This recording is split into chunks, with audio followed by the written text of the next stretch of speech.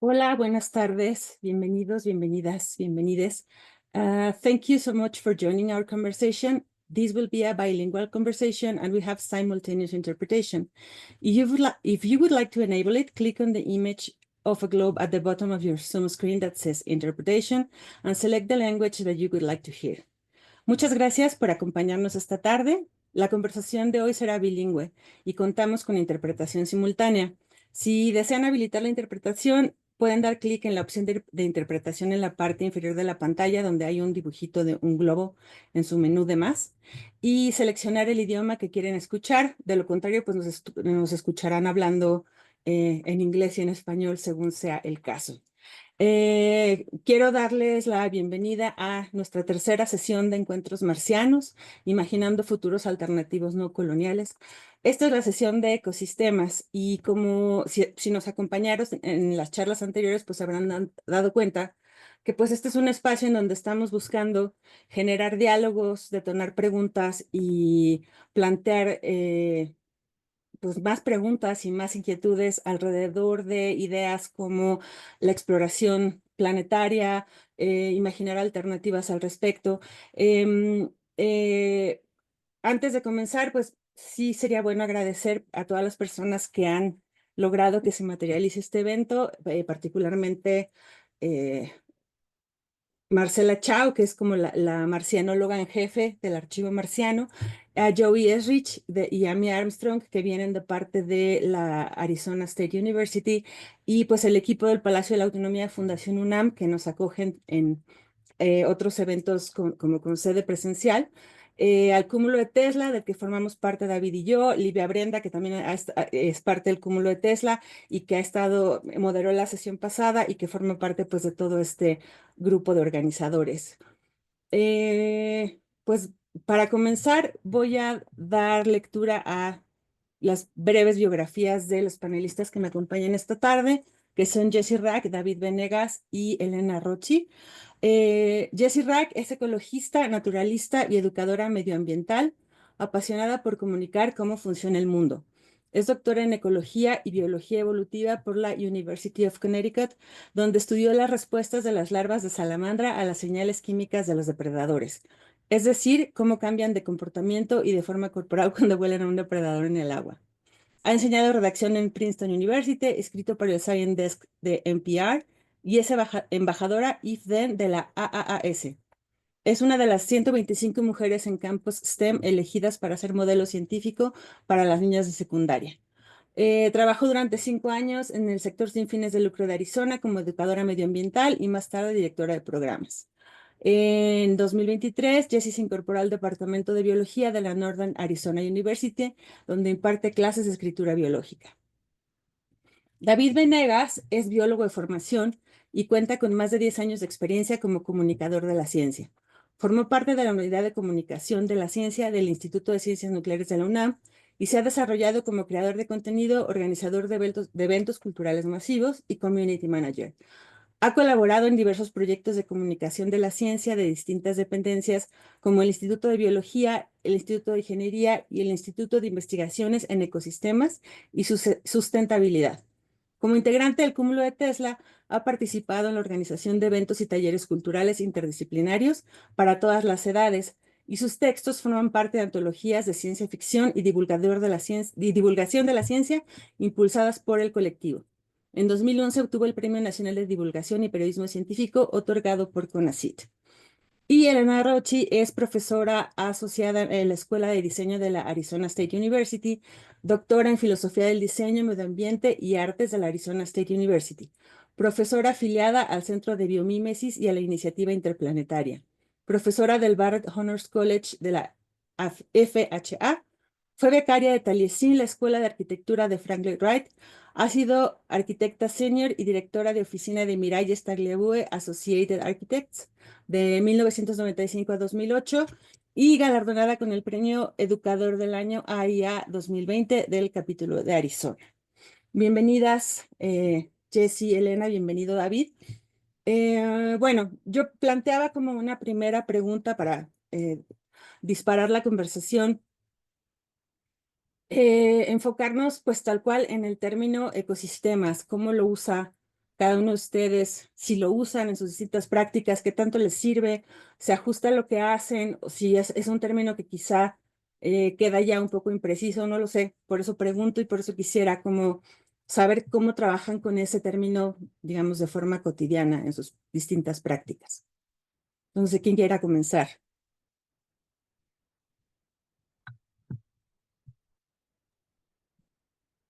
Pues no sé, bueno, Si si quieren, yo quiere. comienzo. Sí, David, gracias. Ya que nadie más dijo yo, Sí. puedo empezar así.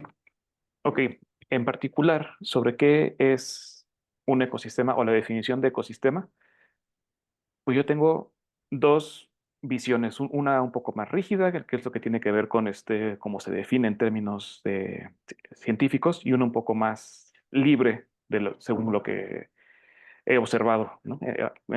En mis visitas a campo y todo esto. En primera instancia, para términos científicos, un ecosistema es uno de los niveles de organización de la biodiversidad, así tan de librito como se escucha. Y en este nivel de organización, hay poblaciones de diferentes especies que están interactuando entre sí y que también interactúan con su medio, con el entorno, con su medio ambiente. Y pues bueno, eso es como una definición muy básica, aunque ya se ha utilizado también decir ecosistema para otras cosas hasta sociales, ¿no? El ecosistema de los divulgadores de la ciencia, ya lo he estado oyendo mucho. No entiendo mucho esa nueva definición, pero bueno, en términos de biología, muy a secas, es eso. Y ahora también en términos de biología, una definición un poco más libre que yo me permito hacer es que un ecosistema realmente es una conversación entre diferentes especies, diferentes actores, pero no es una conversación que acabe de empezar, es una conversación que se está llevando a cabo en este momento y que lleva evolucionando, y sí, con esa palabra, la palabra es evolución, durante miles o posiblemente millones de años.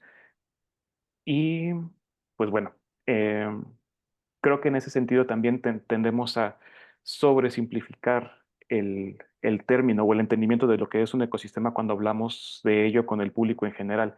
Muchas veces se queda la idea de que un ecosistema es, sí, tal cual está este conjunto de especies en un entorno, pero como una fotografía, Mm. como lo que está pasando ahorita. Y se pasa y se deja de lado toda la profundidad que hay ahí, todos los miles de años de conversación que hubo entre esas especies, las que ya no están por producto de esa conversación y las que han llegado después con voces nuevas, ¿no? A lo largo de todo este proceso. Es un poco lo que yo puedo aportar para esta primera pregunta. Muchas gracias, David. Antes de pasar a la siguiente, a Jessie o a Elena, nada más quiero recordarle a la gente que nos acompaña, a los espectadores, que tenemos una cajita de preguntas y respuestas. Ya saben cómo funciona esto del Zoom. Para, si les van surgiendo dudas o inquietudes, comentarios acerca de lo que estamos charlando, siéntanse libres de irlas pasando y a lo largo de la plática, pues vamos a ir atajando también esas preguntas que les surjan.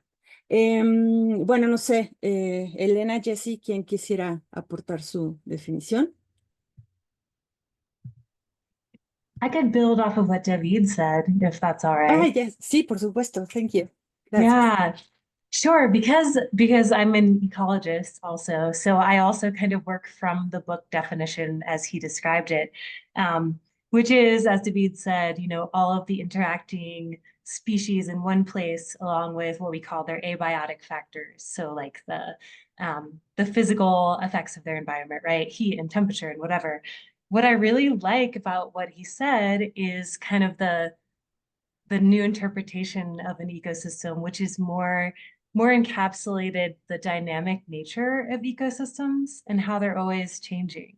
And that kind of encompasses the newer things we ecologists have been talking about with respect to ecosystems, where we call like emerging ecosystems, or sometimes we'll call them novel ecosystems, which kind of attempts to encompass all of the new species and all of the changes, human caused or otherwise, that are happening in what we pictured as a stable snapshot of what nature is. And I think just to expand a little more on what David was saying, by nature, scientists, in order to understand things, we simplify them, right? We simplify them to just a behavior or an interaction or just one piece of it. And I think it's impossible to truly, as people, know what an ecosystem actually is, because we're going to miss something. We're always missing something within it, because it's impossible to just encompass all of what it is in our brains, just from our limited perspective. Muchas gracias, Jessie. Thank you very much. Elena? Yeah, I think as an architect, I know what an ecosystem is for me, and I like to build on Jessie's answers, because I think it's impossible to understand what an ecosystem is, and according to what we do in life. But I can tell you that for me as an architect, ecosystem probably is a way we describe relationships among parts. They are very much interconnected. And so sometimes the parts are from nature, but in my case, the parts are from a construction, from a building. The users, they are part of the building, and finally the environment. And so I like to think of ecosystem beyond. And when, for example, speaking to students that might come from different disciplines, I like to just recall the root of the word ecosistema, because it's a Greek word, and eco actually, which in Greek is oiko, means habitat. And systema, it's the particular functions of how the parts work when we are together. So actually, in the ecosystem, there's no definition of nature. I think we have adopted later this word into nature, but actually,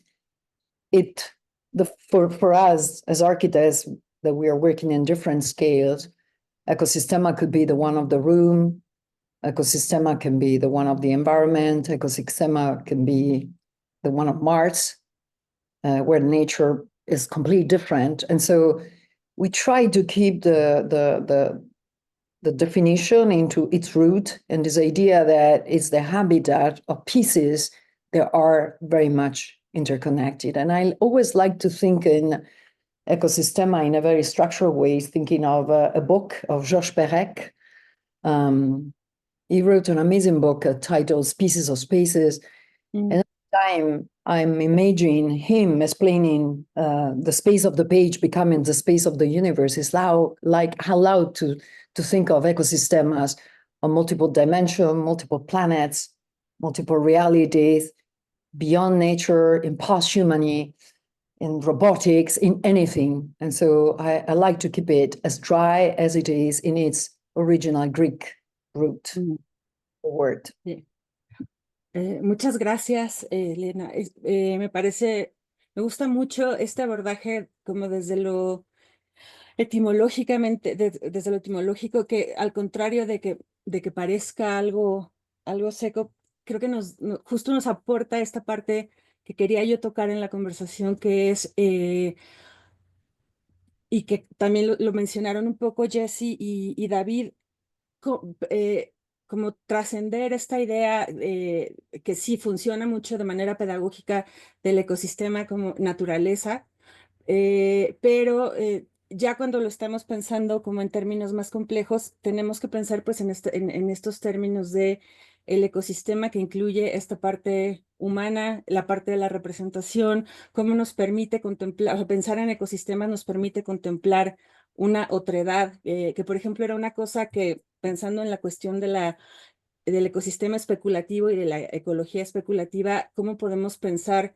en la idea de como de una diversidad otra, al contrario de una extinción, que siento que como nuestro discurso dominante sí es muy apocalíptico y muy distópico, pero luego se nos olvida que la parte como de pensar en la especulación y en el ecosistema, podemos plantear otras diversidades. No todo, sí existe una extinción, pero también esta extinción va a detonar otra serie de cosas que se salen como de esta David y Jesse usan una palabra que creo que sirve como para hablar de esto, que es que a veces pensamos en los ecosistemas como si fueran fotografías estáticas, cuando se trata de lo contrario, son organismos, están moviéndose todo el tiempo, están mutando. Entonces, pues no sé, creo que, no sé si, por ejemplo, qué tanto ustedes trabajan con estas ideas como de la especulación y estas cuestiones más, pues sí, la representación, cómo vemos los ecosistemas a través del arte, del cine, literatura, videojuegos, cómo nos permiten imaginar, crear, inventar, reinventar ecosistemas. No sé si quieres, Elena, ahora que te tengo aquí, Well, I comenzamos. think I think what you are talking about is exactly what an ecosystem it's a net.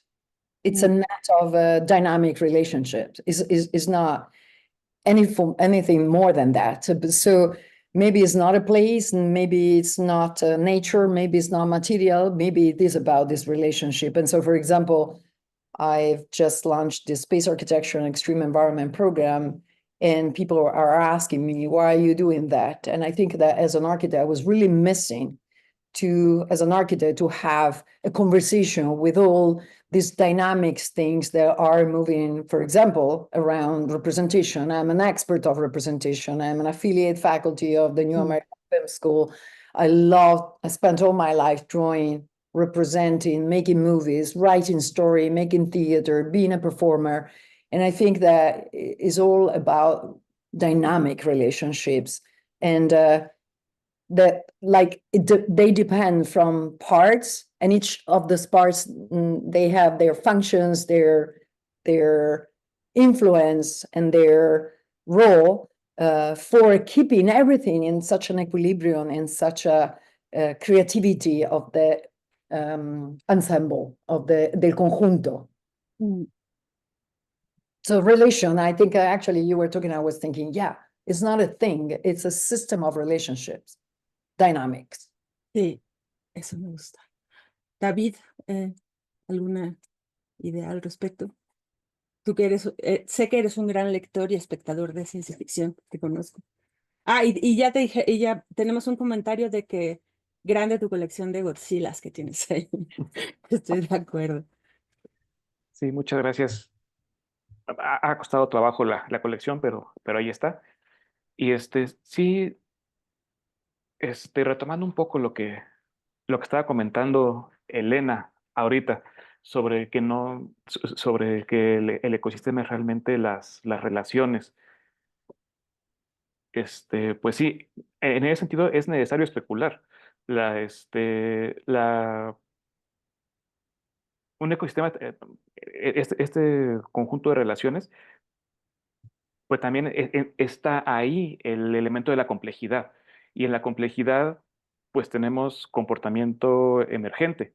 Comportamiento emergente son elementos nuevos que surgen a partir justo de estas interacciones y que actúan como modificadores de la conversación, siguiendo la metáfora que utilicé anteriormente. Y al ser emergentes, pues es imposible predecir o entender en su totalidad el ecosistema como un reloj con sus engranes funcionando uno en relación con el otro de manera perfecta. Siempre va a haber algo complejo, algo hasta caótico en esa interacción.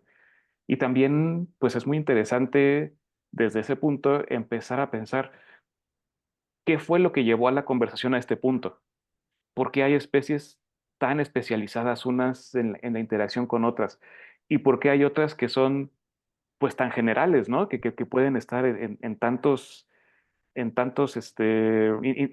interacciones, en tantos de estos redes o caminos que puede haber en un ecosistema. A mí me parece fascinante, por ejemplo, la polinización es una de estas relaciones pues muy interesantes, como hay algunas especies que están tan, tan especializadas en tomar el néctar de las flores y además llevar el polen a otras, mientras que otras especies toman el néctar robándoselo, cortan las flores por abajo, se beben el néctar y no llevan nada de polen. ¿Qué ocurre ahí? ¿Por qué esta diferencia de así que de interacciones y de comportamientos? Y uno podría escribir cualquier cantidad de historias a partir de eso. De hecho, hay unos libros, una serie de libros. eh, no hay traducción al español. Se llama Antasy Series, así como de hormigas, Antasy Series. Y Ajá. me parece que son 3 libros hasta ahora y es sobre un futuro distópico en el que por razones que ya todos conocemos, guerras, Mm. contaminación, todo esto, la humanidad tiene que reducirse a tamaños minúsculos para sobrevivir en el nuevo planeta, en esta tierra hostil. Y en cambio los artrópodos en general aumentan de tamaño al no haber una presión de parte de los humanos, digamos, y de otras especies de mamíferos que también se extinguen, o los vertebrados en general se extinguen, pero los artrópodos pueden tomar sitios que no. Y a fin de cuentas termina habiendo una simbiosis entre humanos y diferentes grupos de insectos. Hay humanos que se relacionan con las hormigas, con diferentes especies de hormigas. Hay humanos que se relacionan con escarabajos. Hay humanos que se relacionan con cucarachas y cada quien tiene sus características de su propia sociedad Mm. de acuerdo a las características y a la biología de los insectos con quien hayan hecho esta simbiosis. Ujú. Y todos ellos interactúan entre sí, además, en un gran, ahora sí que ecosistema, que además en el que también está incluida el elemento humano, como distintas sociedades, en interacción, no nada más de los elementos biológicos bueno, de los elementos no humanos, digamos, de la Sí, biodiversidad. eso se me hace increíble. Jessy, ¿tienes algo que añadir en esta parte o seguimos como con otra pregunta? I think just briefly I can say Sí, sí, something sí. because these Elena and David have covered a lot. Just in terms of speculation, I like to think about that word with respect to with respect to ecosystems, because I think the place of speculation within science is to try to imagine what things could be and what they were. And well, like I said, we'll never really know. And the way I think science fiction does a really good job of this, because it uses kind of creativity to get at things that are sort of outside of the bounds of what science, the rigid structure of what we're allowed to think about in science. It kind of lets a lot more imagination play into it. And who's to say that any one thing is any more or less reasonable than anything else, like David was saying, with these amazing adaptations. So Sí, eso, yo creo que también que es fundamental esta parte de la especulación como una herramienta del conocimiento. Creo que muchas veces, sobre todo como en una visión más positivista como de cómo es el conocimiento, pensamos en que la imaginación y la ciencia tienen que estar como disociadas porque la imaginación es como perder el tiempo, inventar cosas, cuando al final se trata muchas veces del mismo detonante que hace que se vaya, o sea, como que a partir de estas imaginaciones, especulaciones, ideas, es que vamos siguiendo estas líneas que muchas veces pueden darnos nortes que nos funcionen, o que por lo menos si no tienen esta cuestión funcional, tienen esta parte que leía en un texto hace poco sobre justo como la cuestión como de la ciencia ficción y los ecosistemas que decía, por lo menos nos dan como esta, la incertidumbre de que no sabemos bien cómo funcionan las cosas y eso como que es un poco un alimento para la emoción y el cerebro y para todo eso. Raúl Santos en el chat pregunta, y yo quisiera justo como que entremos ya como a jugar a la especulación un poco, porque pregunta, ¿cuál podría ser un buen primer ecosistema para Marte? Pero a esto le quisiera yo agregar cómo un asentamiento humano en Marte podría transformar radicalmente nuestra concepción de lo que es un ecosistema y la forma en la que interactuamos con ellos. Entonces, pues ya que te tengo, Jessie, ¿qué se te ocurre en este sentido? oh yeah. So an ecosystem on Mars. So they're very well could be. We've been looking to try to find living organisms, right? We already have abiotic factors in place. And if we were to find presence of like living things, then it could very well be that there is currently a functional ecosystem on Mars. So in terms of human colonization, it's, I think, something we don't often think about in terms of like space exploration is how to account for what's already there. And this is kind of where the speculation comes into play, because we think, coming from Earth, that everything follows the same rules as what we follow, right? So carbon-based life forms and the same laws of nature and the same everything. And that isn't necessarily true in any other system. So if we were to set up our own let's call it an ecosystem on Mars, it would be, first of all, a pale imitation of what would exist on Earth, because we wouldn't be able to get all of the different interacting parts. We wouldn't be able to replicate. And we'd have to take into account and necessarily be flexible and modify based on what's already there and based on the different physical conditions and the different environment, which means, if we're talking about the conversation that David is mentioning, the conversation's in a different language, right? It's in a different dialect, right? And so either trying to establish our own ecosystem or work with what's there, it's going to be different than maybe what we've imagined before. And it involves taking account of a lot of different moving parts that are always kind of changing. Yeah. Elena, ¿quieres? Yep, like it's I think I put together this program in space architecture and extreme environments because after practicing for so many years architecture, like I know the ecosystem of architecture so well that it's hard to speculate more, because I'm very interested in the long-term goals, because I'm very interested in anticipating some of the problems we might encounter. We're already encountering some of the climate crisis. And so I always thought that imagining a life in a long-term way would help us probably to readdress the short-term vision. But every time we are with the students trying to understand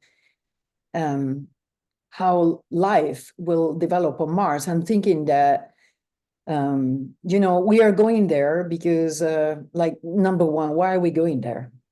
Why should we go there? Why are we going in the most hostile of the planets?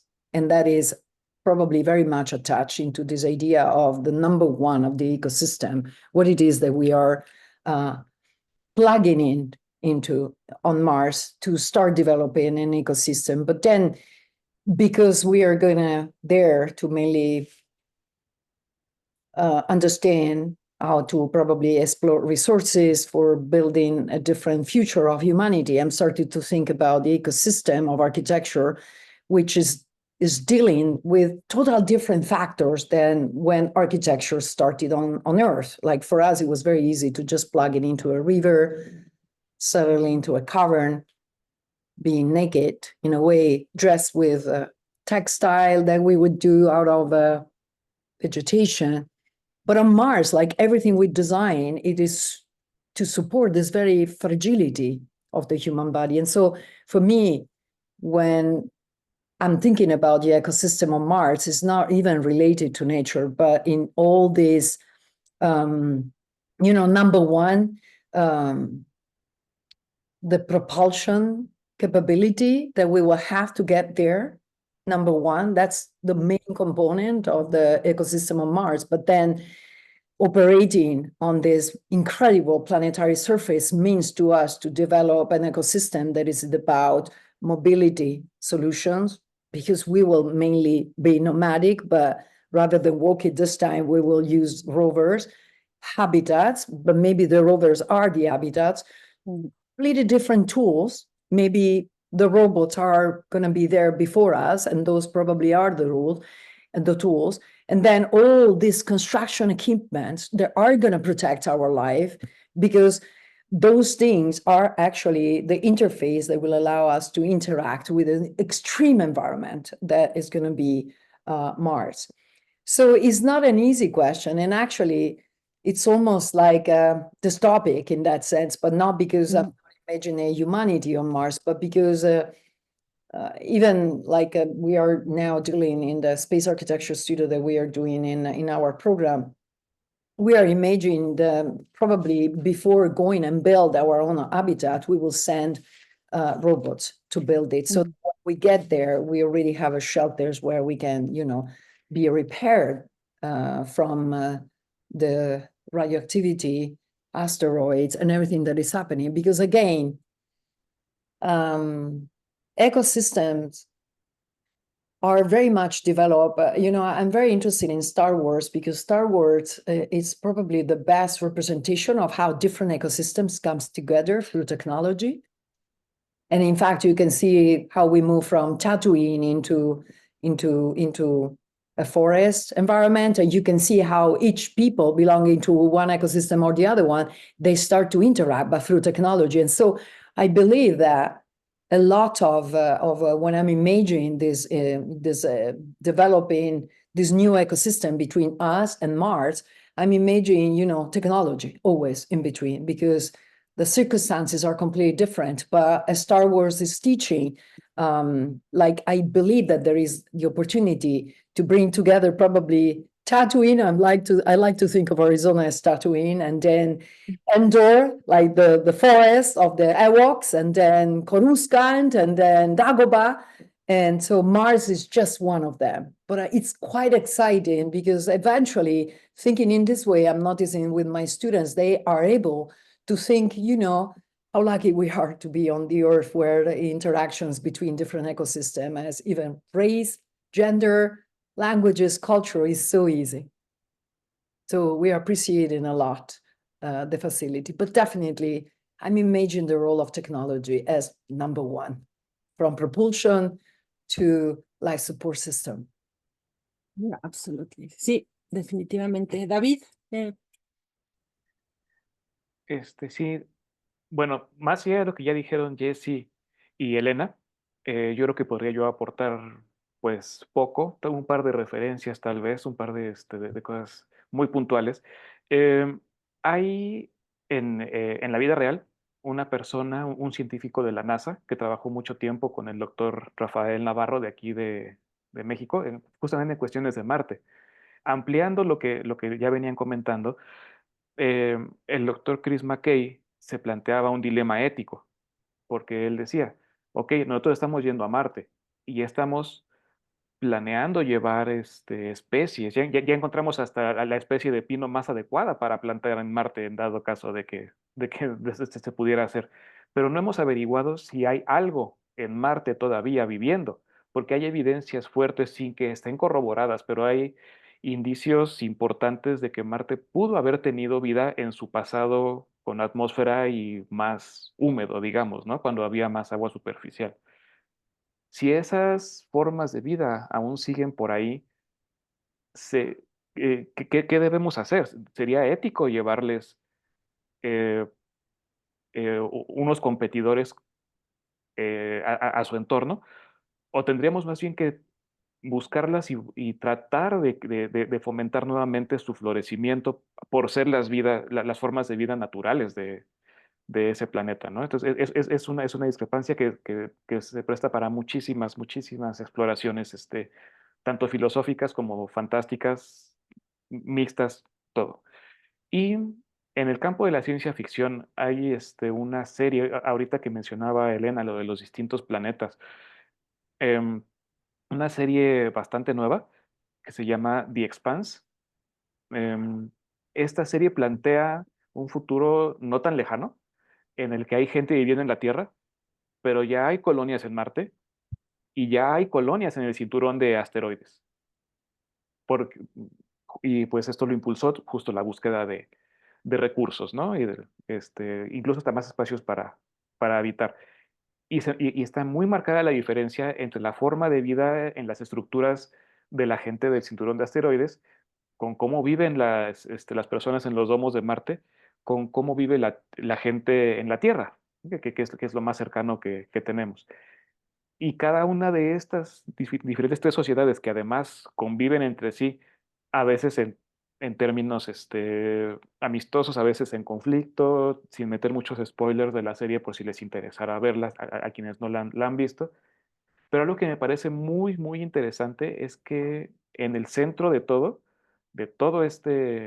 la política, digamos, está un recurso que no han logrado producir ni en el cinturón de asteroides ni en Marte, que es el suelo fértil. El suelo fértil solo lo pueden obtener de la Tierra todavía. Y eso es algo, pues muy interesante y muy a considerar, porque justamente para producir suelo fértil requerimos ecosistemas muy complejos. Otra vez, siguiendo la analogía de la conversación, conversaciones muy largas, conversaciones de millones de años para que estos organismos se acoplen y tengan y hagan este proceso de producción de suelo fértil. Y es por eso que no se ha logrado ni en Marte ni en el cinturón de asteroides en esta serie. Me- eh, Vamos a tomar nota de las recomendaciones, porque de hecho, Marcela Chao, la marcianóloga a cargo de este lugar, ya me había dicho de esa serie, habrá que revisarla. Eh, Quiero aprovechar justo que mencionaste esto que dice, creo que Chris McKay, dijiste esta parte ética, que nuevas posibilidades éticas, incluso políticas, especulan, se imaginan, creen que vayan a surgir justamente tomando en cuenta esto que la misma Jessie ya lo mencionó, lo que ya está ahí. Cuando, además de esta cuestión humana sobre, que es como, digamos, el punto de partida de la idea de la exploración, no solo marciana, sino como la exploración como una actividad humana, pero que justo qué pasa, qué posibilidades éticas, qué va a pasar, digamos, como en términos éticos y políticos, al tomar en cuenta los elementos no humanos, que van como elementos activos dentro de un ecosistema. Y esto es, o sea, va tanto como para esta cosa de la posible vida endémica de Marte, como la misma idea de los robots, como los primeros habitantes de Marte, como con esta cuestión de que estamos metidos, ya poniéndonos a especular, como, no sé si han visto esta serie de Scavenger's Reign, que es de animación, que es muy bella, que justo es como es una tripulación que está abandonada por un accidente de su nave y están en un planeta. Y hay una de los personajes tiene como un robot que la acompaña todo el tiempo, pero parte de los conflictos de la serie es que este robot está desarrollando una especie de conciencia de forma paulatina y está como empezando a desarrollar actitudes sí, empieza a desarrollar, empieza como por su cuenta independientemente a desarrollar estas cosas que consideramos que son exclusivamente humanas, como imaginar, como no solamente seguir órdenes, etcétera. Entonces, o sea, qué pasa cuando metemos este nuevo elemento de lo no humano a la hora de pensar ética y políticamente? Ya no solo aquí, que es también algo que está pasando, como la idea de integrar las personas no humanas dentro de los sistemas de legalidad y lo que sea, sino ya pensarlo a una escala planetaria. ¿Cómo lo ven?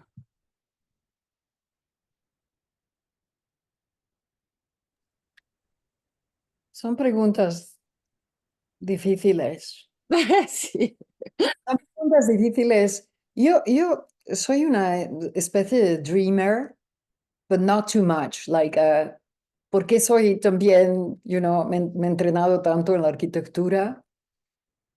Cada vez que especulo con las lecciones del pasado. Y entonces, no sé, si vamos para atrás y pensamos a nuestra civilización hace 2000 años y vemos dónde estamos ahora, no oso imaginar dónde estaremos de aquí a 5000 años, que es más o menos el tiempo que imaginamos nos tomará para llegar a Marte. O no para llegar a Marte, para tener una sociedad similar a la que tenemos acá en la Tierra, ¿no? Dice Elon Musk que él va a aplicar energía atómica en los dos polos y vamos a tener agua y atmósfera. No sé si puede ser real, pero yo lo que siempre pienso es que seremos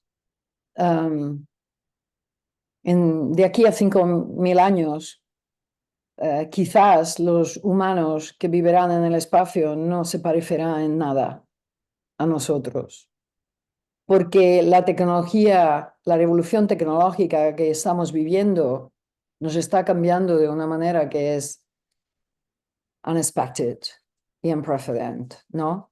En respecto a cuando la tecnología iba de paso con el tiempo. O sea, para mí siempre es muy importante cuando construyo un edificio y cuando represento un edificio, la conexión que hay entre el tiempo de hacer un dibujo con el tiempo de construir un edificio. Y ahora mismo ya la artificial intelligence ha matado todo esto. Y entonces yo ya noto que incluido en nuestros estudiantes es muy complicado pensar las cosas en su tiempo. O sea, el espacio ya se ha separado del tiempo. Y entonces de aquí a 5.000 años yo me imagino que esto todavía más. Y entonces, incluido, habrá otras cosas aparte de la ética. No sé si la ética será parte de las preguntas fundamentales. And so, the other day, I was in a lecture of Brent Sherwood. He's a space architect that worked 4 years at Blue Origin, and he actually shared with us and the students the Kardashev model of galactic civilization, because he was trying to explain that we can classify civilization based on their energy consumption capabilities. And so according to this Kardashev model, we are now type 1 civilization. We are the planetary civilization. It's a civilization that can harness all the energy available in its own planet. Actually, we have exhausted all the resources, solar, wind, geothermal, fossil. He was explaining all these things. He was anticipating civilization number 2, the stellar civilization, and then the civilization number 3, which is even more complicated because that is the galactic civilization. So I believe that in 5,000 years, this civilization will have the capacity to control and harness the energy of an entire galaxy. So imagine in the moment we as a planetary species, we are controlling the energy of our planet, what it might happen and where the questions, the ethical question, the religious question are going to go when we will be so advanced that we will be capable of interstellar travels and communication across all the distances and the galaxies. And I believe that the Kardashev model is quite an interesting one, but I believe that as we are moving into this direction, probably we will be enlightened. And probably we could be more compassionate. Compassion probably will be integrated with ourselves. And so there will not be an issue of ethical consideration because we will be enlightened. So I like to think in time, just to say that to jump is very complicated, but if we look backward and we try to project the same behaviors that we have applied to our planet, but now we do it in the galaxy, in the universe, oh my God. Gracias, Elena. David, Jesse.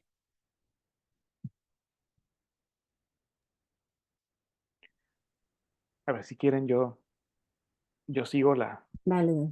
yo levanto el balón. En Sí. en ese sentido, creo que es un poco difícil decir que no va a haber problemas. Perdón por discrepar de esta situación, pero me No, parece no, que, adelante. Justo estamos aquí para eso. pero me parece que el conflicto es inherente a nosotros. Y a lo mejor ese puede ser un punto de partida como para tratar de visualizar un poco a dónde nos dirigimos. Y no me refiero al conflicto, me refiero a que como humanos, por más que queramos decir que queremos incluir otras especies, que queremos tomar en cuenta un amplio abanico pues ahora sí que de otras opciones y de otras posibilidades, todo lo que venga de nosotros va a ser antropogénico. y necesariamente además antropocéntrico, porque pues nuestra mente es de humano antropoide, ¿no? Entonces va a ser así y vamos a estar siempre limitados hasta cierto punto por eso. Eh, pero bueno, tomando eso como punto de partida, pues el conflicto es una parte inherente en nosotros y el conflicto no necesariamente es algo malo. Y en ese sentido yo creo que la ética sí va a seguir siendo necesaria, porque a través de la ética podemos encontrar resoluciones al conflicto que no necesariamente impliquen destruir o dañar a la contraparte, ¿no? Entonces, y el conflicto es bueno porque nos ayuda a aprender. Del conflicto aprendemos lo que podemos, eh, nos ayuda a crecer, vamos, ¿no? Eh, veo representaciones de civilizaciones sin conflicto en diferentes obras de la ciencia ficción. Por ejemplo, estoy pensando ahorita en Planeta Salvaje o tal vez en Los Amos del Tiempo, que son obras de animación pues clásicas de la ciencia ficción poco conocidas, pero en ambas se representan diferentes formas de civilizaciones aparentemente sin conflicto o iluminadas, pero que están estancadas porque ya encontraron lo que lograron definir como lo óptimo y decidieron ya no moverse. Y si se mueven es para hacer que otros sean como ellos, ¿no? Como eliminar esta otredad y decir como esto, como nosotros ya encontramos una iluminación, entonces tenemos que iluminar a otros. Y vamos, y eso paradójicamente es otro conflicto, ¿no? Porque es eliminar la diversidad. En resumen, yo creo que sí, el conflicto es algo que debe existir en los ecosistemas. Es necesario para que sigan evolucionando, perdón. Y tanto en los ecosistemas en el sentido biológico, como decíamos, y muy probablemente también en los ecosistemas con elementos sociales, con elementos filosóficos, todo esto que hemos ido platicando. Yo estoy a favor del conflicto y en la resolución ética de ese conflicto para seguir aprendiendo. Sí.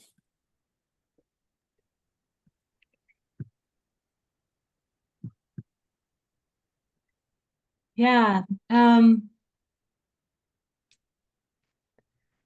Yeah, I think the ethics of this are really interesting and deserve to be thought about, right? Particularly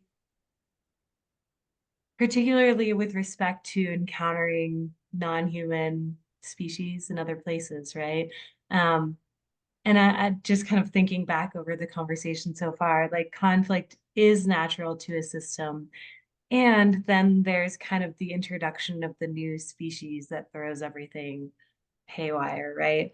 And it's almost like it reminds me of just like historically when all the Western civilizations kind of colonized the Americas, right?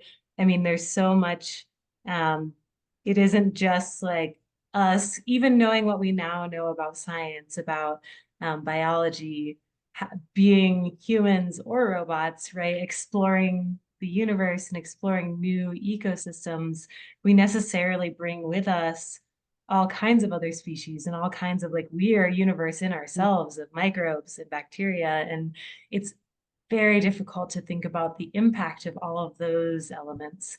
And so it's also hard not to think anthropocentrically, right? So because humans, especially Western cultures, we're all about like humans as something separate from nature.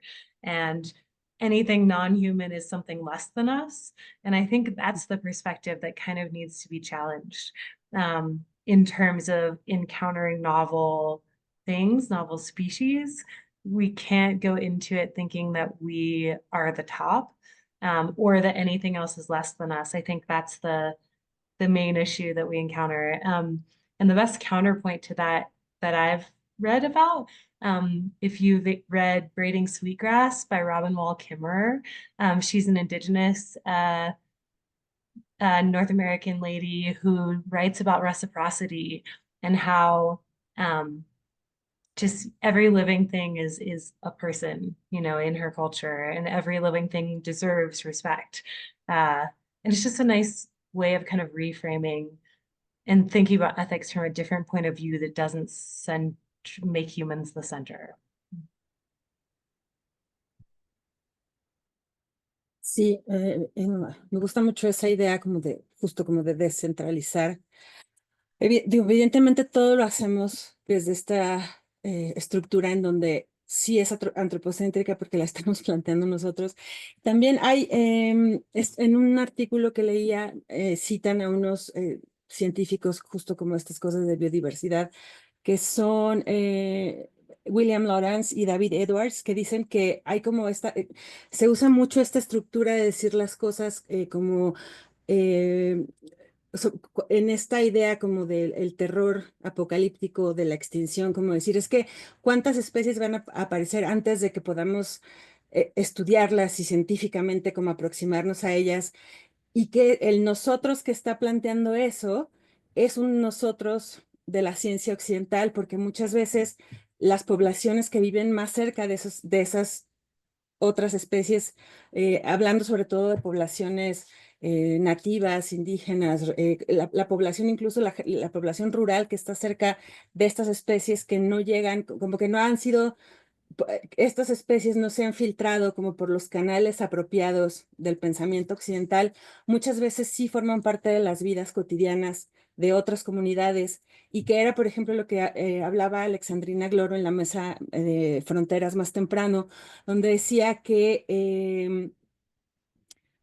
que justo estamos como en este momento como de crisis inminente en donde finalmente, como ya no sabemos más qué hacer, ahora sí estamos volteando a ver qué dicen esas poblaciones, que son las poblaciones que están defendiendo territorios, o sea, viendo cómo se relacionan con ellas y viendo cómo a partir de estas relaciones podemos quizá construir otro tipo de modelos, pues que también regresando como a ciencia ficción, era lo que le inquietaba a personas como Ursula K. Le Guin, que toma poblaciones indígenas también como para construir el tipo de historias que hace, o lo que están haciendo pues los autores y autoras contemporáneos que trabajan ciencia ficción y que lo hacen justo incorporando otros saberes y otras formas de aproximarnos a pues a estas mismas ideas, como de, yo creo que quizá para trascender esta idea de como de mirar el ecosistema y la diversidad que sigue siendo muy como de explorador del siglo XIX,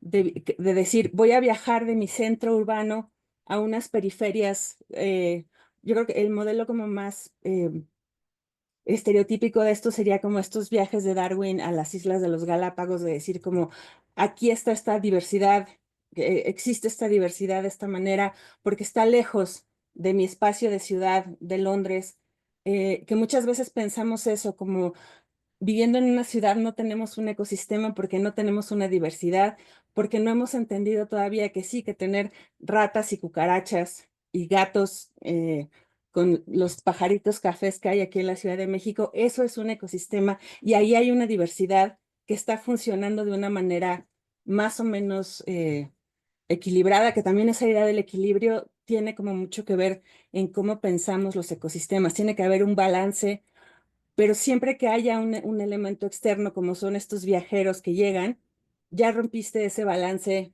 que imaginabas prístino, pero que seguramente no lo era. Entonces, no sé, por ejemplo, sí me gustaría platicar un poco como de esta idea de cómo, por ejemplo, ustedes en sus prácticas cotidianas, qué tanto integran estas otras visiones, como que salen de otro, que en la tradición científica a la que pertenecemos, en la que estamos insertos todavía, se privilegian ciertos modos de aprendizaje, pero cada vez más pues se abre espacio para que estas voces que no habían tenido lugar nos den como otro tipo de guías, otro tipo de nociones para pensarnos y pensar nuestros espacios. ¿Qué tanto están en contacto con esto o no? No sé, por ejemplo, David, que trabajas como con esta cuestión, sé que trabajas como muy cerca con Sistel de la cuestión de las luciérnagas y que esto lo trabajan mucho también como con las comunidades en las que están. Sé que esto no es Marte, pero pues eso es un poco eh, eso, cómo se aproximan a estas cosas. Sí, otra vez, es algo muy complejo y Sí, nuevamente son, va a emerger comportamiento emergente, necesariamente de esas interacciones que está uno produciendo, porque estás introduciendo elementos nuevos en el imaginario, en la realidad de personas que no los conocían antes. Pero además esas personas también van a introducir elementos nuevos en tu imaginario y debes permitir que eso ocurra para establecer una buena relación.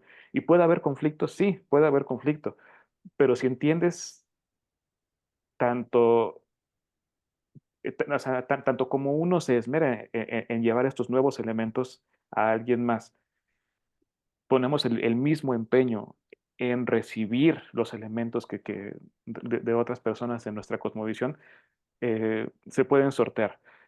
No solamente con lo de las luciérnagas, en general, el quehacer cotidiano que tenemos tanto los biólogos, porque pues sí tienen que ir a lugares donde pues hay gente viviendo, o sea, si va un biólogo y quiere hacer sus colectas, pero en ese lugar ya hay gente que está viviendo y tiene uno que interactuar con esas personas.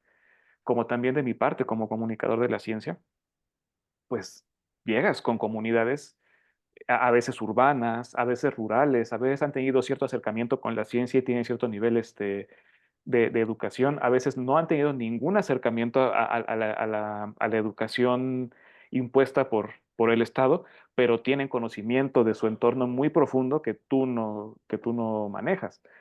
Este, sí, tal cual es como encontrar, como poner en contacto mundos diferentes en magnitud, ¿no? O sea, puede haber comunidades para las que su mundo es su entorno inmediato. En cambio, para una persona que ya viajó por todo el mundo, pues por todo el planeta, la concepción del mm, mundo va a ser otra completamente distinta. Y y no es despreciar una o la otra, tenemos que darnos cuenta de que hay elementos valiosos en ambas conversaciones y que no siempre van a ocurrir cosas como las cosas como estamos esperando que ocurran. Nosotros llegamos con una actitud con las comunidades de decir, y a veces nos desesperamos porque decimos, es que porque a esta gente no le puede importar lo que a mí me importa. mm, Sí, pues es que porque habría de importarle a estas personas lo que a ti te importa. Primero entiende, primero trata de contestar toda esa pregunta, ¿por qué les debe importar eso? Hay claro. otra referencia, me voy a arriesgar a hacer esa referencia a pesar de que el autor está metido en mucha controversia, eh, pero me parece algo muy interesante para explicar esta otredad y esta interacción y cómo el no entender al otro en una interacción puede causar problemas y puede llevar a una mala resolución de los conflictos. Estoy hablando de la serie de El juego de Ender, sobre todo de los dos Ah, primeros, sobre todo de los dos ajá. primeros libros. El autor es Orson Scott Card, que es controvertido en muchos aspectos, tanto por su beligerante posición respecto a sus creencias religiosas, como por algunos comentarios que ha hecho sobre cuestiones sociopolíticas últimamente, en los cuales no me voy a meter, porque lo que me interesa ahorita es por ejemplo, tomar como ejemplo en primera instancia la interacción de los humanos con los insectores, ¿no? De la primera, es el primer libro, en la primera película se representa de manera medianamente bien, medianamente adecuada, y el asunto es que los humanos le están haciendo guerra a una raza de insectos o de extraterrestres insectoides porque nos vinieron a atacar. Y básicamente se cree que una sola persona, un héroe de guerra, detuvo la invasión al hacer algo, que nadie sabe exactamente qué, pero entra en escena este supuesto héroe y, y se retiran las naves, ¿no? De los invasores. Y lo que hacen las personas después es empezar a construir una armada para ir y destruirlos a ellos antes de que regresen a tratar de destruirnos otra vez, pero no entienden que, o sea, a fin de cuentas, lo que pasa ahí es que los invasores se dan cuenta de que hay una especie consciente en el planeta a la hora de que interactúan con este supuesto héroe de guerra. Entonces, entran en un conflicto ético y deciden detener su proceso de invasión y se van y se retiran. Y entonces ellos están sacrificando incluso ahora sí que sus, eh, a, a su población en esta retirada, porque no quieren seguir dañando a esta especie consciente que encontraron. Entonces, es algo interesante. Y después, en el segundo libro, que es La voz de los muertos, está la siguiente interacción con otra especie inteligente. Llegan a un planeta y se dan cuenta de que hay una especie nativa y deciden aislarla, una especie inteligente nativa, y deciden aislarla. No, es que no tenemos que contaminarla, no tenemos que hacer nada, ¿no? Que sigan su desarrollo. Pero esa especie nativa se da cuenta de lo que está pasando y los espían y espían las naves y todo esto. Y en algún momento y empiezan a increpar a las personas que van a hablar con ellos y les dicen, es que queremos que nos enseñen cómo ir a las estrellas. Y, pero ustedes cómo saben, ¿no? Pues nosotros conocemos el planeta y ya fuimos a ver sus naves, no nos quedamos en la reservación que nos hicieron. Sí, pero pues no, o sea, y es como una súplica de que este, no sean mala onda, ¿no? No sean, abusivos con nosotros. Ustedes ya saben cómo hacerlo y para el momento en que nosotros descubramos por nosotros mismos cómo hacerlo, ya no va a haber espacio en las estrellas para nosotros porque ustedes van a tener todo. Entonces, por favor, enséñenos para tener aunque sea un pedacito de las estrellas también para nosotros, ¿no? Entonces son como visiones muy interesantes de cosas que pueden surgir, ¿no? En la interacción con formas de pensar distintas. Y creo que me extendí mucho, lo siento. No, gracias. No, pero creo que justo, o sea, también es interesante ver eso, como era algo que o sea, me parece que viene muy al caso con esta cuestión de cómo vamos generando estas narrativas y cómo vamos imaginando, especulando una vez más, que la cuestión, retomando como comenzó Elena también con la parte como más etimológica, especular a fin de cuentas viene como la misma raíz de espejo. Nosotros imaginamos alternativas, imaginamos futuros, imaginamos otros mundos y otras posibilidades de relación entre especie, pero a fin de cuentas desde donde estamos escribiendo nos estamos reflejando y estamos planteando, o sea, Orson Scott Card plantea estas relaciones, estas posibles interacciones desde su espacio como señor gringo que escribe en el siglo XX, final del siglo XX, así como, o sea, como con estas ciertas inquietudes, así como cada uno de nosotros plantea estas relaciones que podemos tener con otras especies o cómo vemos estas relaciones como desde nuestros distintos puntos de creación, así como comentaban también en la sesión anterior que hablaban, que también quería como tocarlo, esta parte como de la visión de lo sagrado y de los templos y eso, cómo existen estas comunidades para las que, por ejemplo, viajar a la luna es algo que se hace y que sus comunidades han hecho desde hace mucho tiempo, aunque no tengan naves espaciales, porque lo hacen a través de viajes, como de viajes con sustancias o de otro tipo de cosas, pero dentro de la cosmovisión de ese espacio, el viaje interplanetario existe. Entonces, cada quien escribe este tipo como de especulaciones o de mitologías desde las experiencias vitales y comunitarias. Y creo que pues justo es eso también para lo que estamos aquí, como para hablar desde dónde estamos cada uno de nosotros y cómo a partir de eso podemos también imaginar nuestras posibilidades. No sé, Jessie, Elena, no sé qué más podemos agregar. ¿Y cuál era exactamente la pregunta? ¿Era la anterior sobre cómo Era, nos relacionamos desde nuestra disciplina con las demás disciplinas o eso? también como de cómo entran en estas construcciones de la idea, pues ya sea ecosistemas o como de estas especulaciones, visiones que se salgan de la parte, o sea, como de este discurso más occidental y más establecido, aunque sé que estamos en un ambiente como de academia y de universidad que tiene todas estas reglas y todo este peso histórico, pero cada vez más hay espacio para otras visiones que nos amplían eh, la propia. Entonces, ¿qué tanto en tu práctica pues entran como otras formas de pensar en los... Yo creo que hace 11 años me mudé de Barcelona y, bueno, antes de Roma, me fui de Roma hace 30 años y llevo 11 acá. Mientras tanto viví en Barcelona 20 años, creo 18. pero me moví justamente porque quería pertenecer a una universidad como es Arizona State University, que me permitiera salirme de una manera natural, o sea, estamos salidos cada día, porque, bueno, no solamente enseño Space Architecture en un programa de arquitectura que está dentro de una design school, que está dentro de un instituto de artes, sino que tenemos una iniciativa indígena, trabajamos con NOMAs, en NOMA, trabajamos con las minorías, con las comunidades, o sea, es una cosa normal.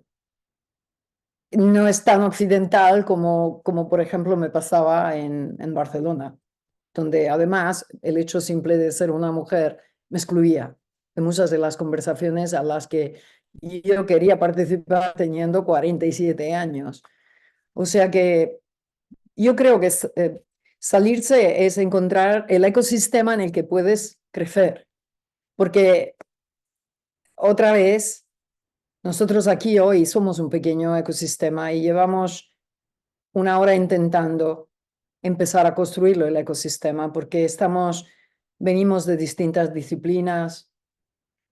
Me gustaría saber mucho más de lo que hace David o Jesse, o tú, Alejandra, porque la base del ecosistema es explorar las historias del pasado. O sea, yo creo que quería participar de una iniciativa dedicada a la arquitectura y al futuro, mirando al pasado. O sea, he lanzado un programa de Space Architecture and Extreme Environments, pero lo hago desde Arizona, que es la tierra de los Apaches, de los Navajos. Me reúno con ellos. Muchos de mis estudiantes son indígenas. No les llamo Native Americans porque para mí son indígenas. Y entonces tenemos profesores. Otra vez, para mí la única manera de trabajar con el espacio es a través del tiempo. Y entonces tener el tiempo para conocer las historias es la parte más importante. Definitivamente la profesión que hago está relacionada al design y desde que la aprendemos tenemos que desarrollar las capacidades de hablar muchos idiomas porque una pieza arquitectónica está hecha de millones de partes.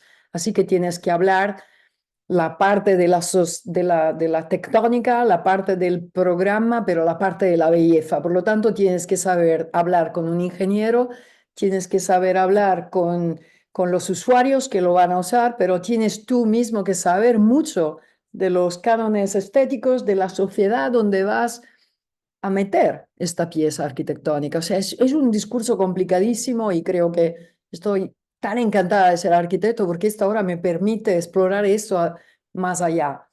Pero hay un film maravilloso de Werner Herzog que se llama The Cave of the Forgotten Dreams, en el que el tipo, usando la película, quiere meternos adentro de la cueva para entender qué significaba hace 32 miles de años, 32 miles de años, y estamos hablando de 5.000 cuando llegaremos a Marte, hace 32.000 años vivíamos en cuevas, pero no solamente como usuarios dentro de una cosa tectónica. Estábamos ejerciendo el arte, el ritual, la contemplación y además la cueva tiene estas pinturas de caballos, animales, bueyes en la parte más lejana, porque incluso ni queríamos hacerlo cerca de la puerta.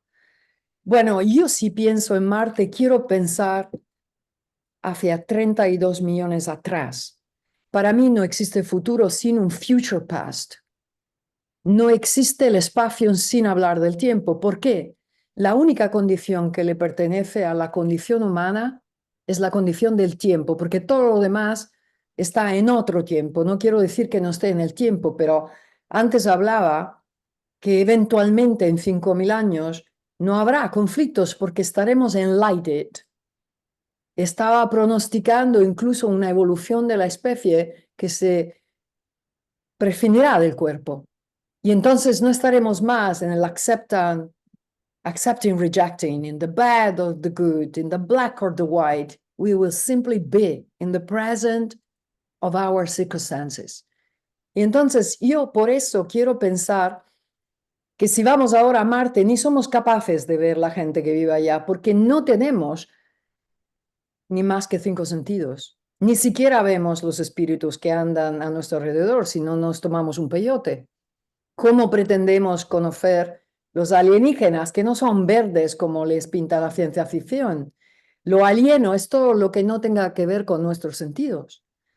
Y entonces quiero pensar de que aquellos humanos hacia 32 miles de años, nuestros antepasados, nos pueden enseñar mucho más qué significa la conexión entre el ser humano y la naturaleza a través del tiempo. Porque para mí el arte antiguo ofrece pistas sobre la conciencia humana en la forma más pura y más temprana, desde la que podemos aprender sobre este futuro imposible de imaginar. Yo no amo especular, amo mirar al pasado para entender cómo hemos llegado aquí y traer una especie de reglas que puedo aplicar para el futuro. Eso es como me gusta, porque soy una estructuralista, soy un arquitecto, soy muy técnica, no me gusta en ese sentido la novela que no está estructurada, porque me encanta la historia. Sí puedo contestar, pero absolutamente me encantan estos tipos de conversaciones, porque yo creo que lo que está ocurriendo en esta habitación es una especie de simulación del tipo de conversación que deberíamos de tener todos si tenemos que llegar a Marte juntos. Sí, por supuesto, porque tenemos que incluir toda No sé esta por qué serie lo de digo en cosas. español, but I could say it in English for Jessie, but like I like to shift in my different culture, so Sí, sí. No, a mí me parece muy bello que hagas, que vayas y vengas de español a inglés y así eres como esta figura que como que articula todo esto que está pasando acá. Jessie, Yeah, I think both Elena and David made really important points about just learning from the past, learning from people who have different experiences than us. And I think that's really at the heart of all of this.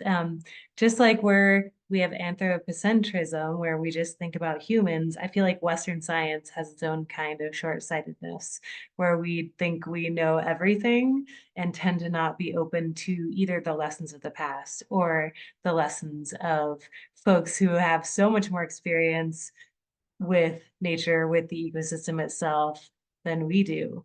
And as an educator, I've worked as an educator with college age students, with little children, with people in the public, and I think the key is listening as much as talking, and just really taking into account what your audience already knows. Like, what do people already know, and how can you add your bit that you want to add in a respectful way that's also going to move the conversation forward and help us get somewhere together, where we can learn from each other and kind of add to each other's knowledge.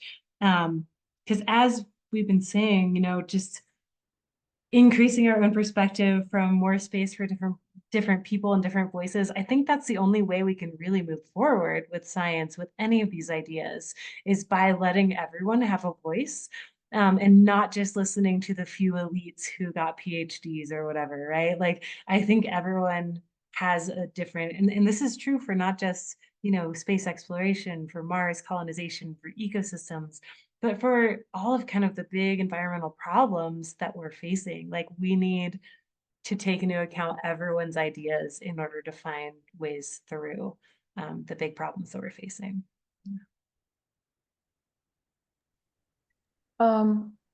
I want to add, I just put in the chat a project I'm co-leading with former astronaut and colonel Chris Hadfield. It's a project that is founded by an amazing initiative of the Interplanetary Initiative. And, I believe that there is the possibility to push forward even this sort of collaboration, these Martian encounters, for people to start at least to have a dialogue. I think it for me, it's very important what is happening today. I was so excited to receive the email. One of my favorite programs in Barcelona was titled Crónicas Marcianas. In the middle of the night by Javier Sardá, and it was all about bringing these very heterogeneous people, but at the end, you could trace a sort of common ground. And so if I didn't mention in the beginning this idea of, trying to speculate together, thank you for this initiative, but have a look at this initiative that we are doing, and happy to see if there are other initiatives that we can pull together for continuing sort of Martian encounters. Muchas gracias, Elena. Creo que salieron ahora un par de ideas que no que se repitan, sino yo creo que más bien como que están haciendo eco entre las diferentes conversaciones que hemos tenido el día de hoy, que es la parte de, por un lado, lo que mencionabas, Elena, como de pensar en estos tiempos que son tiempos mucho más grandes que nosotros y que son, o sea, esta idea de los tiempos hace 32.000 años, dentro de 5.000 años, cómo se mantiene la humanidad a pesar de todos los cambios que hay y que muchas veces, justamente pensando como en esta cuestión de la coyuntura y de lo inmediato y cómo tenemos esta idea de que estas carreras en las que estamos metidos, en donde justamente Elon Musk dice que en 5 años va a llegar a Marte y que va a ser tal, cuando todos estos proyectos a fin de cuentas implican estas transformaciones que son, remitiéndome a lo que dijo David al principio, parte de esta conversación que no se empezó ayer, es una conversación entre especies, en contextos, con lugares, que lleva miles de años y creo que es algo que platicando con la escritora Gabriela Damián Mirabete, que va a estar en una charla mañana, ella habla mucho de los tiempos geológicos también, de cómo es necesario salirnos un poco de este tiempo inminente en el que vivimos cotidianamente y darnos cuenta de que el ecosistema, los planetas, la naturaleza, todo esto con lo que nos relacionamos se mueve en otros tiempos, que es también lo que nos ofrecen este otro tipo de saberes y conocimientos, como poder tener acceso a estos tiempos que no son nuestros tiempos capitalistas y nuestros tiempos que nos están pidiendo que hagamos las cosas en estos espacios de hora y media, porque estos son los canales que tenemos, pero creo que este es un buen punto de partida para que, gracias por pasarnos este programa en el que trabajas, porque yo también creo que estas iniciativas tienen que seguirse tejiendo en el tiempo, aunque nuestros tiempos humanos sean más reducidos, pero seguirlas trabajando más adelante. Hay una pregunta de Karen Reyes que dice, si hipotéticamente, si ya pudiéramos colonizar Marte con una atmósfera favorable, campo magnético, etcétera, ¿cómo creen que sería el ecosistema que se tendría? ¿Qué tipo de biología y elementos interactuando imaginan? No sé si alguien quisiera aventurar algo en este sentido. Bueno, difícil, ¿no? Porque, Sí. porque habrá, we're going to have issues of gravity, atmosphere pressure, temperature, super wild. But especially, we might take a walk, and the speed of an object moving in space is like 5 times faster than a rifle bullet. So it's a unique challenge. Like there's nothing that we can compare just because the circumstances and the ecosystem is different. Because on Mars, the potential for destruction is incredible. Like the reality in that deep space is about micrometeoroids that can travel at the speed that is up 70 kilometers per second. And this is presenting a serious challenge for designing for such environments. For sure, we will be inside something. and that it's the only thing, I'm thinking in Biosphere 2 by Tucson, like probably something similar to an ecosystem, which is a sort of environmental bubble. But I think that even talking to your family back on Mars, on the Earth is going to be different because even because of the light speed delay on Mars, the communication delay is going to be like, incredible. It might take 3 to 20 minutes to actually receive the voice from a radio or a laser signal. And so again, we need to understand that because the ecosystem of Mars is not nothing similar to the ecosystem that we have here, and plus all our ecosystem is back on Earth, technology is what is going to make probably possible for us to become a society, an interplanetary humanity, but with adaptation, and probably with that idea, we could even develop different religions, different form of coming together, different way of probably looking at sunsets or moonrises that do not exist. Maybe we're going to find other things, but this is simply exciting. And again, when I'm talking about 5,000 years, I'm not referring, I mean, we're going to be there in 5 years, but to become like a full society as the one that we have now on Earth, it will take us a while. But Gracias, definitely, Elena. we have to take care of the Yes. toxicity of everything there for Sí. human. Jessie. Yeah, thinking specifically about colonizing Mars for human habitation is kind of a strange thought experiment too. Because when we think about like restoration ecology on Earth, right, we're thinking about fixing an ecosystem and putting it back the way it was, or as much as we understand it.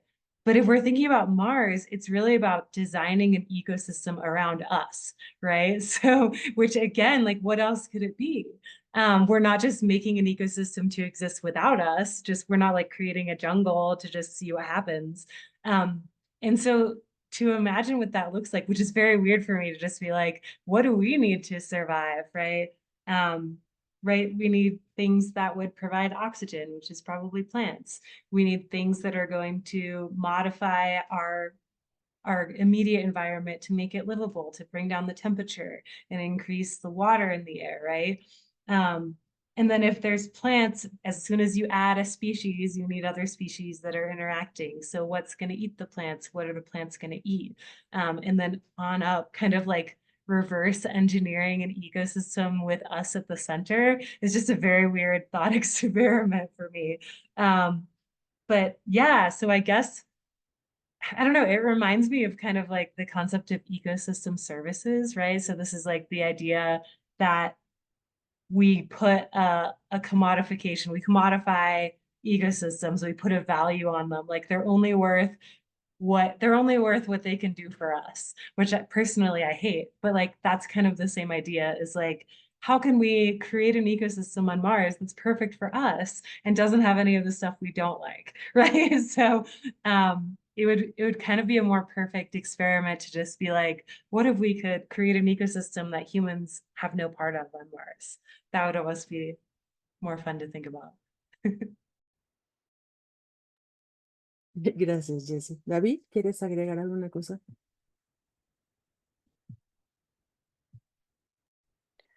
Pues me parece que tocaron básicamente todos los puntos. Pues sí, tal vez solo reiterar que es muy difícil, sino que imposible especular en cómo sería, incluso poniendo las condiciones adecuadas, ya sea un ecosistema sin la intervención humana o dirigido por humanos, en esta dicotomía que plantea Jesse. De cualquiera de los dos escenarios es muy, muy difícil, si no es que imposible, predecir cómo se llevarían a cabo esas interacciones. Hay muchos factores que seguramente ni siquiera estamos tomando en cuenta que podrían entrar en juego en determinar eso. Y pues bueno, tal cual sería un experimento a hacer si tuviéramos nuestro universo en una caja de arena y hacer pues ahora sí que las pruebas sería tal cual un experimento a hacer para saber qué ocurre.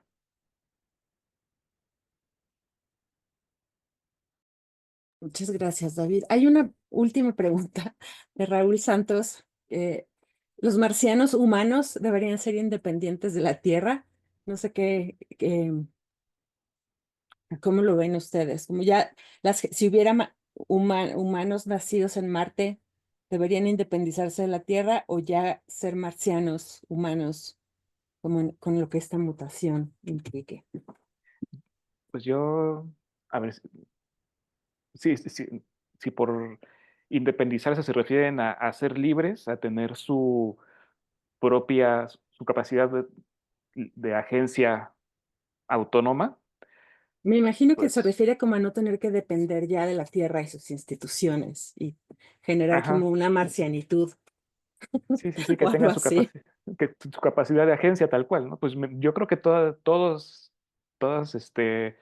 los seres humanos, no humanos, tienen derecho a establecer su propia agenda y ejercerla. En términos de sociedades, pues con más razón, forzosamente tendrían que empezar a hacer cosas diferentes que la Tierra, y en ese sentido no podrían estar regidos por instituciones, dogmas, ideologías terrestres, ¿no? Tendría que generar su propia ideología y tener su propia identidad. Más allá de las cuestiones políticas, yo creo que esa es la respuesta interesante. Sí. Elena. Yo creo que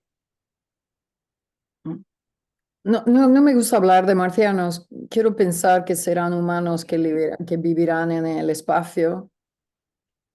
Serán relacionados a nosotros, pero no serán exactamente como nosotros. Simplemente como hace 5.000 años no éramos lo mismo. Y hace 32.000 tampoco. Además, ellos evolucionamos nosotros a partir de ninguna almost tecnología, ¿no? Imaginámonos ahora que pueden poner chips en el cerebro, podemos andar, podemos recuperar funciones, el Alzheimer se está cuidando con la tecnología, entonces sí, estaremos relacionados, pero no seremos exactamente lo mismo. En Marte o en todas partes. It seems to me too, given enough time, which we're all thinking on long time scales, right? Whether we're talking like initially independent as in terms of like having their own autonomy, that's a different question. But I think eventually, right, as Elena's saying, given the pressures of the environment on Mars, they would evolve to be a totally different thing, given increased gravity, increased like the different interactions, the different species they would eventually encounter. I could imagine Martians becoming their own subspecies of humans, which would be really fascinating. Um, and yeah, I don't think it's ethical to imagine like any one nation trying to lay claim to the people living on a different planet, right? I think they would deserve to be their own thing, um, assuming we have the technology and the ability to make them kind of self-sufficient in a way. Um, yeah, but it'd be interesting to see where that would go over the course of time. Sí, definitivamente. Pero creo que sí, más interesante entre más tiempo pase y se vayan alejando más de acá. Bueno, creo que con esto podemos concluir este panel con el tema de ecosistemas. Creo que nos fuimos, como debía ser, muy lejos en tiempo y en espacio, que era lo que se necesitaba hacer. Les agradezco mucho a todas las personas que nos acompañaron en esta sesión. Muchas gracias, Elena, David, Jessy. Recuerden que mañana tenemos a las 11 de la mañana el siguiente panel que será sobre el tema de mapas. No se lo pierdan, por favor. Y luego por la tarde tenemos como el panel para cerrar estas sesiones que será a lo marciano o Martian Weirdness, donde vamos a hablar de cada uno de los temas que se tocaron en estos 2 días. Y si están en la Ciudad de México, piensan venir como en las siguientes 2 o 3 semanas, tenemos un taller presencial en donde estamos aterrizando de manera tangible las ideas de cada uno de los temas en cada una de las sesiones, y esto se hace en el Palacio de la Autonomía, en el centro de la Ciudad de México. Entonces, si quieren, quienes estén aquí o tengan pensado venir acá y tengan ganas de que nos veamos en persona, aprovechemos acá. Pues eso, muchas gracias, gracias a todas, a todos, gracias por su tiempo, su conversación, y pues seguiremos con estos encuentros marcianos mientras nos permita. Gracias. Gracias. Gracias. Un gusto. Igualmente, mucho gusto. Gusto.